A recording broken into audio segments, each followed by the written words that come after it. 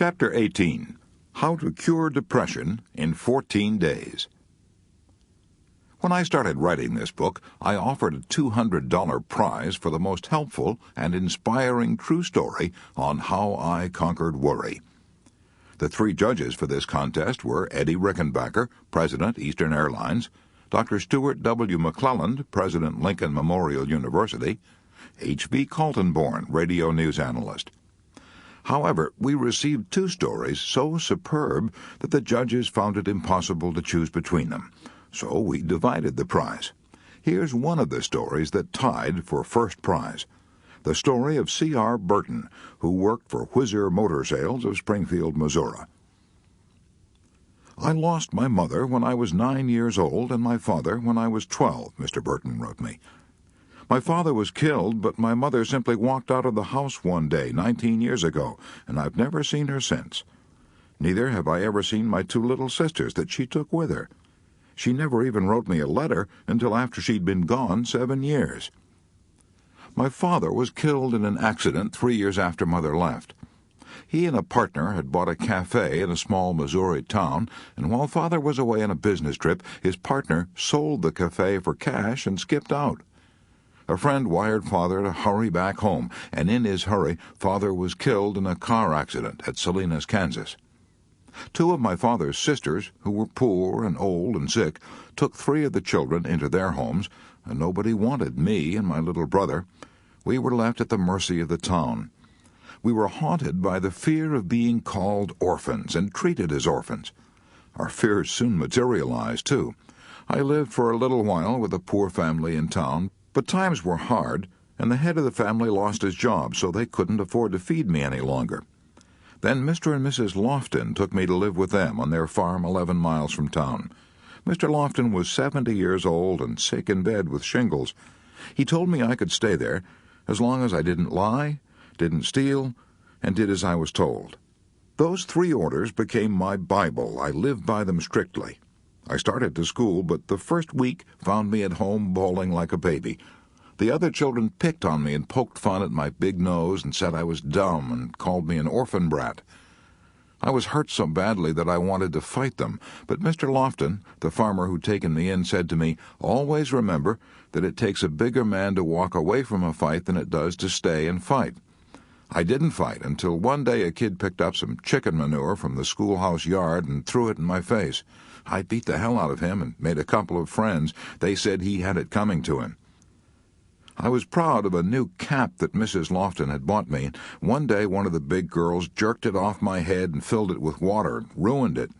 She said she filled it with water so the water would wet my thick skull and keep my popcorn brains from popping. I never cried at school, but I used to bawl it out at home. Then one day Mrs. Lofton gave me some advice that did away with all troubles and worries and turned my enemies into friends. She said, "Ralph, they won't tease you and call you an orphan brat any more if you'll get interested in them and see how much you can do for them." I took her advice. I studied hard, and though I soon headed the class, I was never envied because I went out of my way to help them. I helped several of the boys write their themes and essays. I wrote complete debates for some of the boys. One lad was ashamed to let his folks know that I was helping him, so he used to tell his mother he was going possum hunting. And he'd come up to Mr. Lofton's and tie his dogs up in the barn while I helped him with his lessons. I wrote book reviews for one lad, and I spent several evenings helping one of the girls on her math. Death struck our neighborhood.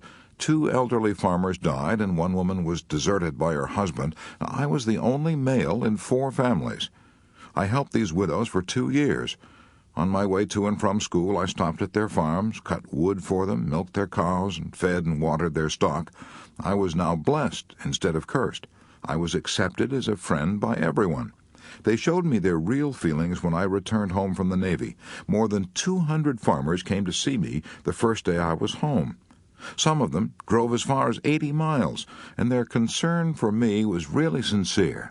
Because I've been busy and happy trying to help other people, I have few worries, and I haven't been called an orphan brat now for 13 years. Hooray for C.R. Burton. He knows how to win friends, and he also knows how to conquer worry and enjoy life.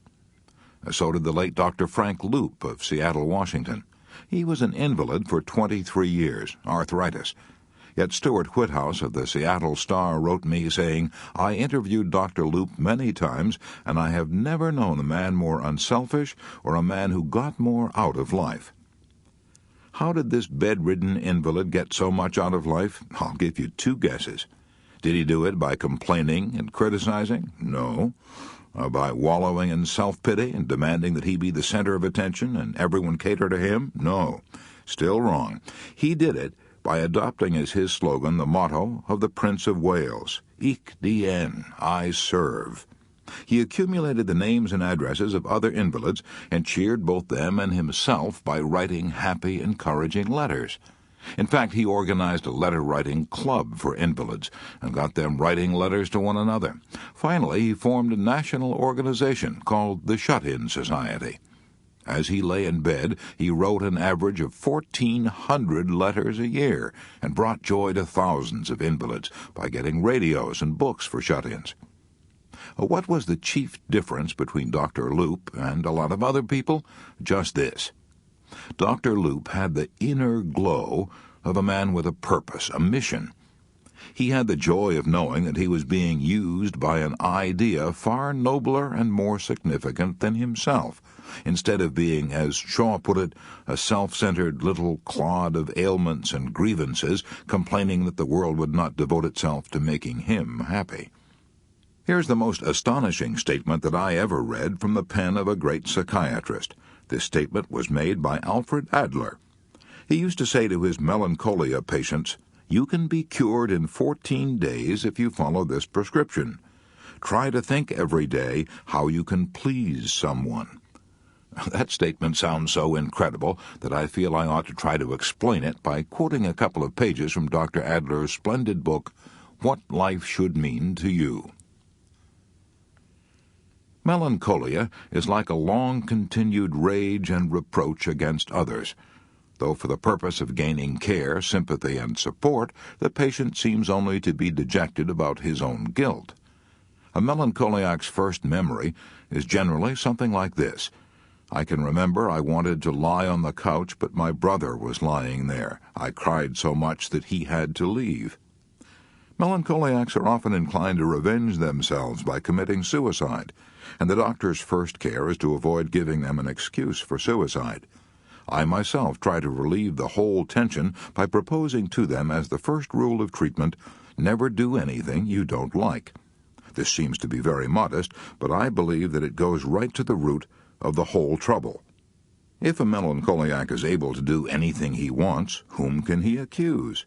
What has he got to revenge himself for? If you want to go to the theater, I tell him, or go on a holiday, do it. If you find on the way that you don't want to, stop it. It's the best situation anyone could be in. It gives a satisfaction to his striving for superiority. He is like God and can do what he pleases. On the other hand, it does not fit very easily into his style of life. He wants to dominate and accuse others, and if they agree with him, there is no way of dominating them. This rule is a great relief, and I have never had a suicide among my patients. Generally, the patient replies, "But there is nothing I like doing. I have prepared for this answer because I have heard it so often." Then refrain from doing anything you dislike, I say. Sometimes, however, he will reply, "I should like to stay in bed all day." I know that if I allow it, he will no longer want to do it. I know that if I hinder him, he will start a war. I always agree. This is one rule. Another attacks their style of life still more directly. I tell them, you can be cured in 14 days if you follow this prescription. Try to think every day how you can please someone.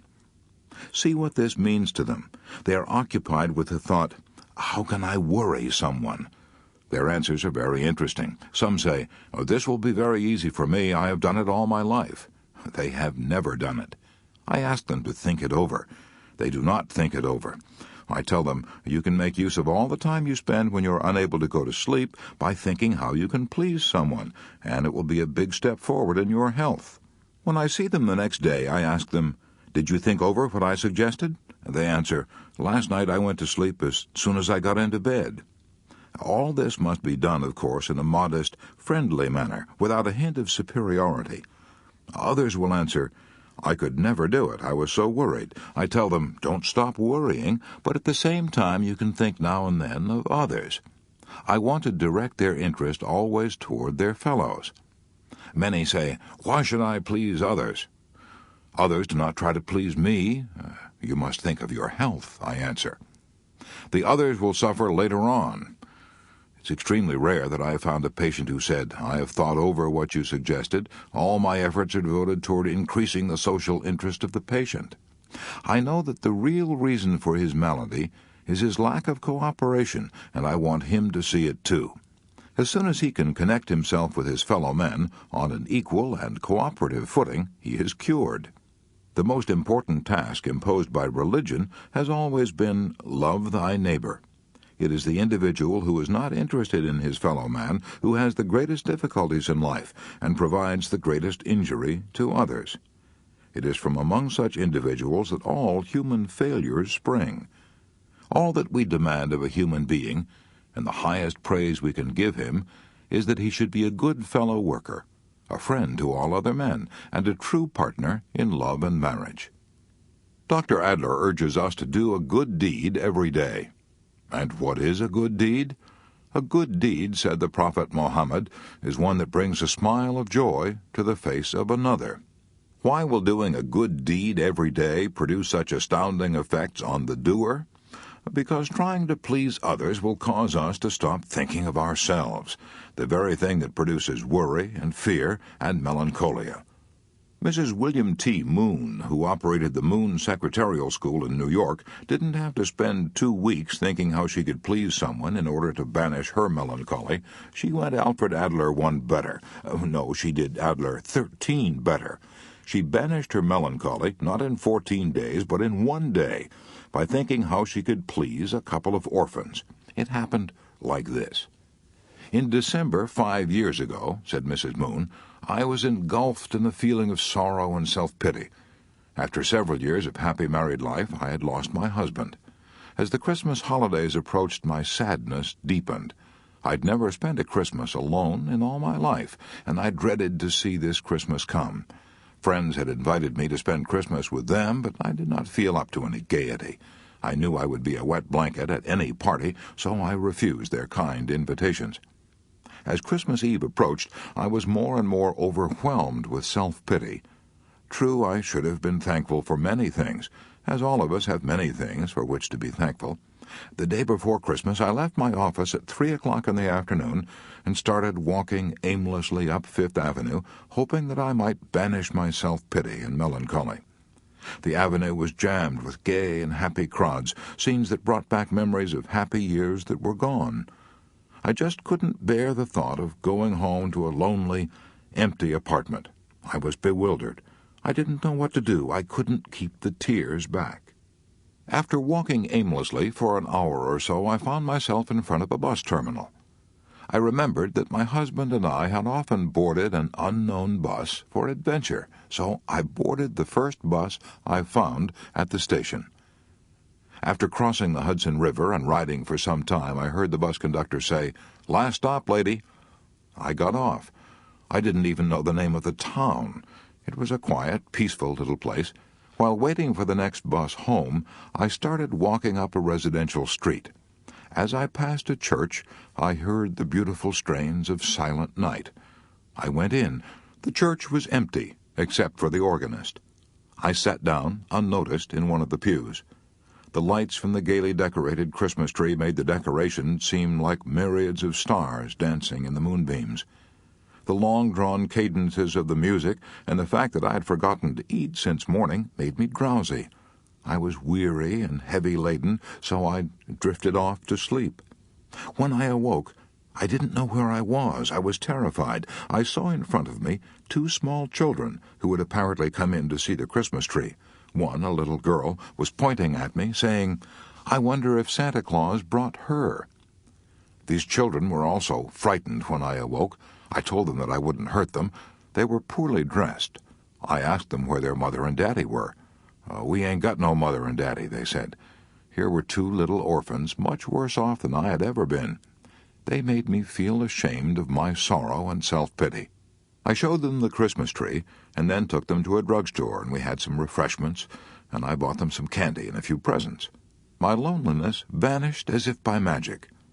These two orphans gave me the only real happiness and self-forgetfulness that I had had in months. As I chatted with them, I realized how lucky I had been. I thanked God that all my Christmases as a child had been bright with parental love and tenderness. Those two little orphans did far more for me than I did for them. That experience showed me again the necessity of making other people happy in order to be happy ourselves. I found that happiness is contagious. By giving, we receive. By helping someone and giving out love, I had conquered worry and sorrow and self-pity and felt like a new person.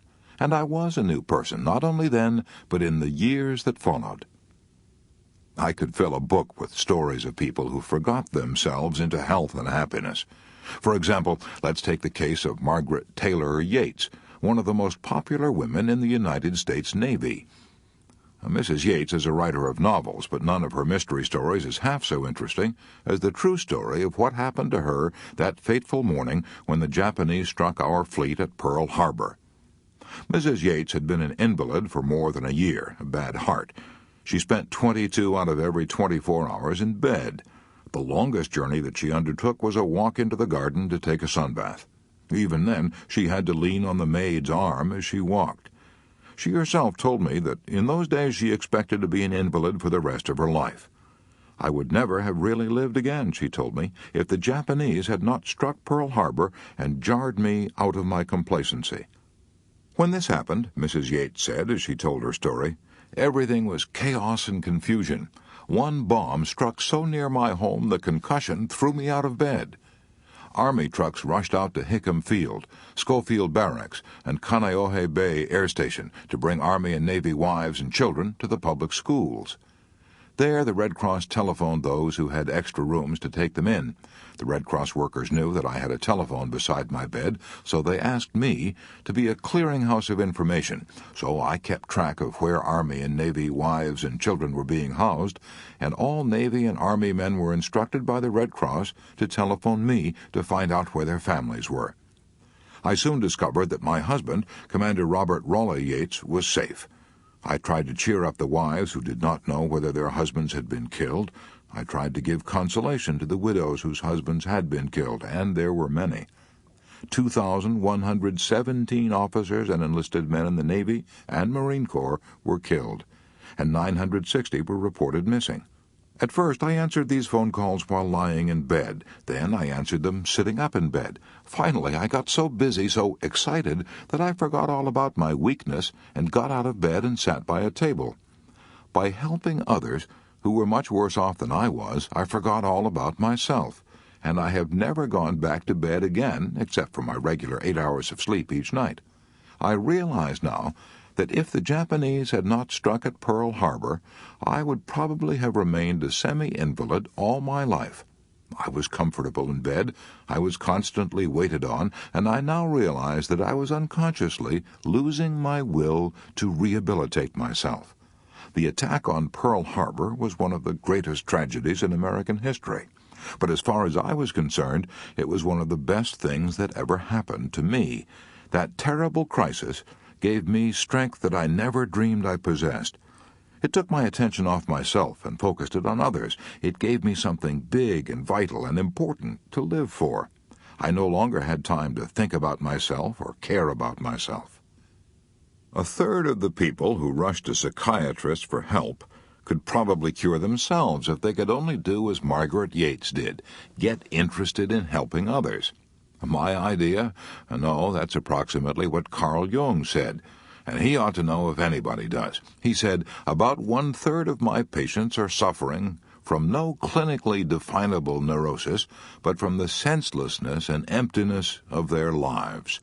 And to put it another way, they're trying to thumb a ride through life, and the parade passes them by. So they rush to a psychiatrist with their petty, senseless, useless lives.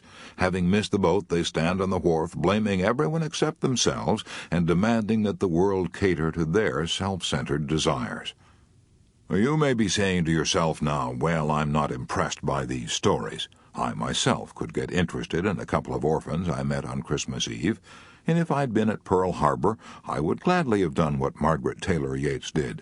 But with me, things are different. I live an ordinary, humdrum life. I work at a dull job, 8 hours a day. Nothing dramatic ever happens to me. How can I get interested in helping others? And why should I? What is there in it for me? A fair question. I'll try to answer it. However humdrum your existence may be, you surely meet some people every day of your life. And what do you do about them? Do you merely stare through them, or do you try to find out what it is that makes them tick? How about the postman, for example?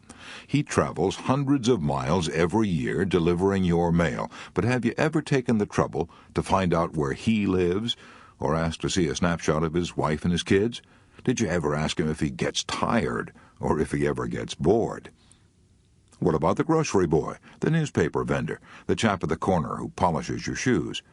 These people are human, bursting with troubles and dreams and private ambitions. They're also bursting for the chance to share them with someone. But do you ever let them? Do you ever show an eager, honest interest in them or their lives? That's the sort of thing I mean. You don't have to become a Florence Nightingale or a social reformer to help improve the world, your own private world. You can start tomorrow morning with the people you meet. What's in it for you? Much greater happiness, greater satisfaction and pride in yourself. Aristotle called this kind of attitude enlightened selfishness. Zoroaster said, doing good for others is not a duty, it is a joy, for it increases your own health and happiness. And Benjamin Franklin summed it up very simply.